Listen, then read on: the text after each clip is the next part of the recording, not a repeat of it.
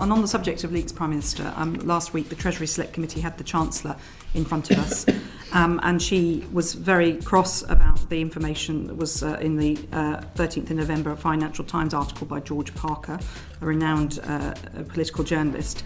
And she was clear that that was a leak. And she said, and I'm absolutely categorical, and I'm quoting her here, that this was not an authorised briefing. It was incredibly damaging and frustrating.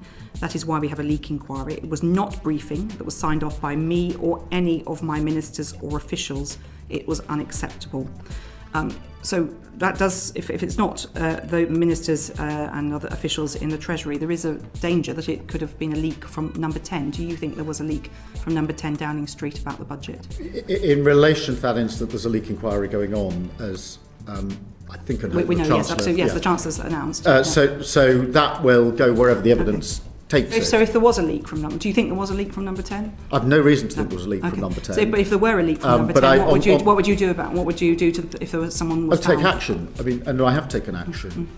It's very difficult with leaks to get to the source of the information. You would take action? Where that has happened in the past, I have taken action, which has led to the removal of individuals. Okay, so you would go as far as removing an individual if they were found to leak the budget? Obviously I'll wait for the inquiry, but I mean, the inquiry will go wherever the evidence takes it. There's nothing to inhibit where they will go, and I'll take appropriate action if there's a finding. Because the report in the FT was very clear. It talked about an official source, and Mr. Parker is a journalist who would have sourced that story. So it's a very big concern.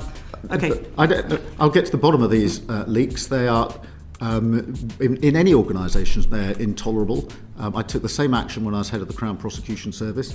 There is a leak inquiry. It can go wherever the evidence will take it, and if it comes to a conclusion, I'll act on it. Okay, so you're going to be ruthless with whoever has done this if they're... Well, I want to stop these leaks. Thank you very much. The backstop in all this will be the May elections, when the chances are Labour will be thumped in Scotland, thumped in Wales, and thumped in the English local elections, and Starmer's days really will be numbered.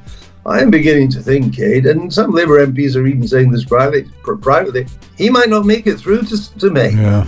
They might go for him beforehand in the dark days of February when there's nothing else to do but plot under cover of darkness and in the bars of Westminster. He may not make it through till then, because he is just so unpopular and shows no sign of knowing what to do to pull him out of the Slough of Despond.